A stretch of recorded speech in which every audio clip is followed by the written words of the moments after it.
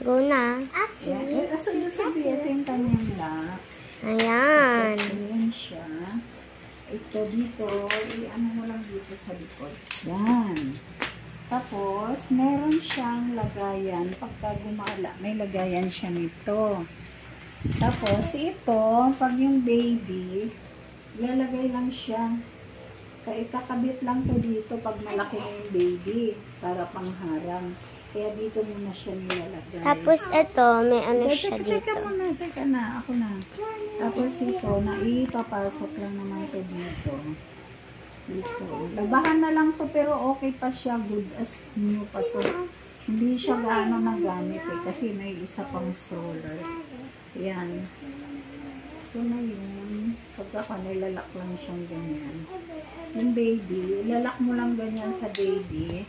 Tapos, pwedeng ihiga yung baby dito. Pag matutulog na. Halimbawa, pag gumala kayo, naihiga yung baby dito. Yan ang kanyang kwan. Lalagyan, syempre, lalagyan ng unan.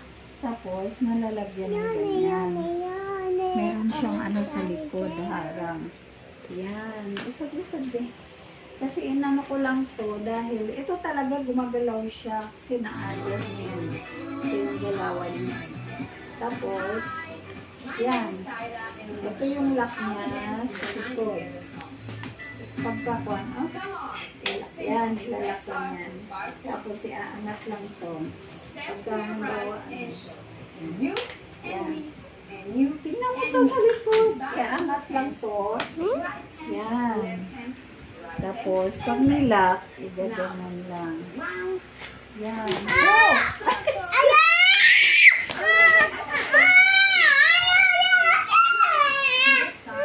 Yan. Basta ganyan lang siya.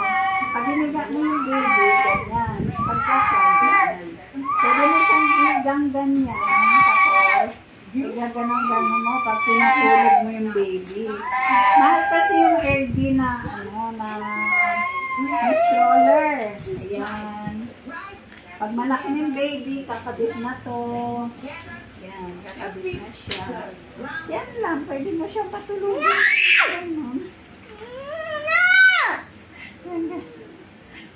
Isusuot lang to dito sa ilalim.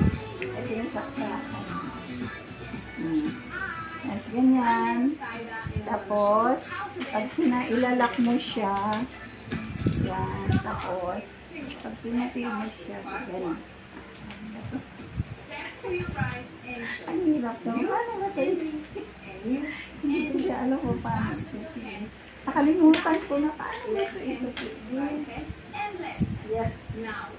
Hindi ko na alam. Kasi kanina nakaano siya. Yan. Ganito lang pala siya pag pinupi. Yan. Yan. Tatamaan ka na naman. Yan. Sasabihin mo lang siyang ganyan.